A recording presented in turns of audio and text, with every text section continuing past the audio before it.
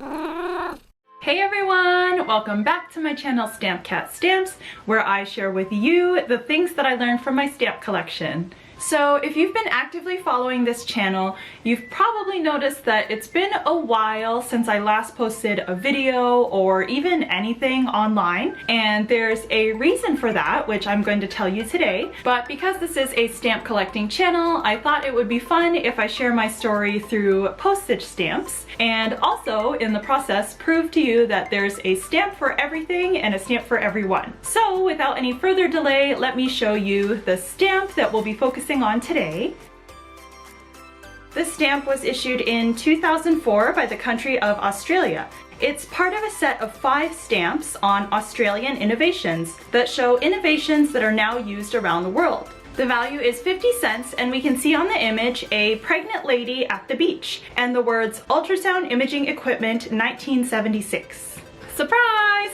So what I'm awkwardly trying to imply to you there is that I found out in February that I'm pregnant. I'm expecting my first child this year in October. So for the past few months, I've been spending a lot of my spare time going to doctor's appointments, imaging appointments, getting ready for the future, and also just feeling really sick, tired, and miserable. Maybe some of you guys already know this and maybe you don't, but the term morning sickness actually has nothing to do with the morning. For some unfortunate ladies like myself, the whole first trimester is more just like general sickness for the first 3 months. I've been kind of more surviving and not thriving, and obviously stamp collecting and researching for the stamp videos kind of took a back seat with all of that. But now I'm feeling much better. I'm feeling a lot more like myself. I was able to do some more research and put together a little video for you guys. So let's look a little bit more into this stamp. One of the things that surprised me was the date, 1976, which actually doesn't seem that long ago if you think about it. This means that when my parents were born,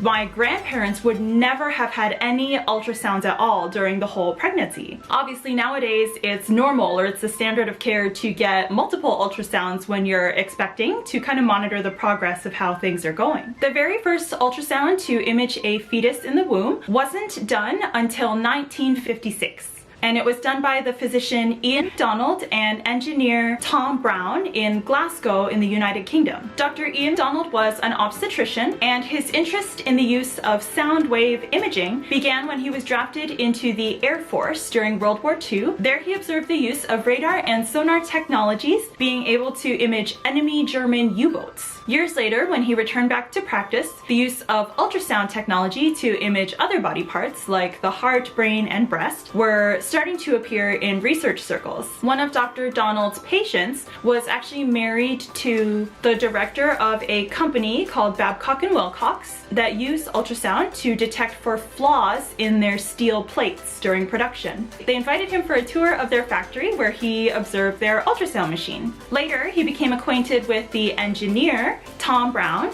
and together they built an ultrasound machine, and they were the first to image a pregnant woman in 1956. The final version of their machine was called the diasonograph, and unlike the modern ultrasounds of today, this machine was gigantic.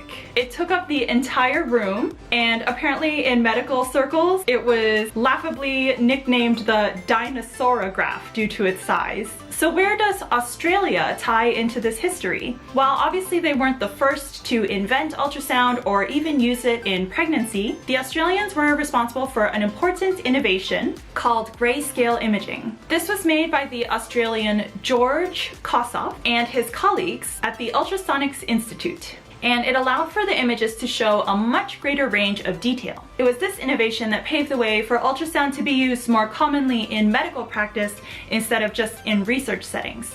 I mentioned that this stamp is part of a set of 5. I have 2 more that were in stock by the same dealer when I bought this stamp that I can show to you. All of the stamps, by the way, are designed to show iconic settings and images, which I interpret to mean they show something innovative and then something Australian. So here's one of the other stamps. This one shows baby Safety Capsul in 1984, with this cute kangaroo in its mom's pouch. And this was a type of protective car seat that featured a base held in place in the car by a seatbelt that the bassinet then clicks into. And the base was especially designed to absorb more forces on impact. Before this, a lot of booster seats weren't really focused on safety and instead were just focused on kind of like lifting the infant higher so that parents could see them in the rear view mirror. And then the other stamp that I got from the set is this one. This is the Racecam TV Sports Coverage in 1979. And I thought this was so hilariously coincidental because back when I was laying around feeling sick, I was basically just watching a lot of TV and I started watching the show Formula One Drive to Survive on Netflix, which I've never had any interest or knowledge of before. But because of that, I knew exactly what a race cam was. So it's basically a camera in the race car that shows you the driver's perspective, which sounds really simple, but due to the speed and forces and everything involved, the camera had to be pretty durable. And apparently when it first came out, a helicopter had to follow the car around the track in order to get the signal to transmit properly. But the race cam was apparently the first time that viewers could watch the race from the driver's perspective, which was at the time very exciting and new and sort of a fun way to watch the race. So yeah, I found it pretty funny that these three stamps together actually summarize pretty well what I've been doing for the past 3 months. The other two in the set that I don't have are Polymer Banknotes, which Australia was the first to use back in 1988, which is pretty good because here in Canada we didn't start using them until 2011, and I think some countries are still not using polymer banknotes. So when I talked to my friends in the States, they didn't have any idea what I was kind of talking about, so I'll show you. Here we call it plastic money or plastic bills. Basically the material is a lot longer lasting, it's more durable, it's harder to rip or tear, it's waterproof so it can survive in the wash, and it's a lot harder to fake or forge. So ours, for example, has like a see-through part here and it's all continuous. So if you were to fake this, it's harder to make this plastic part. You'd have to like attach two pieces rather than make it one piece.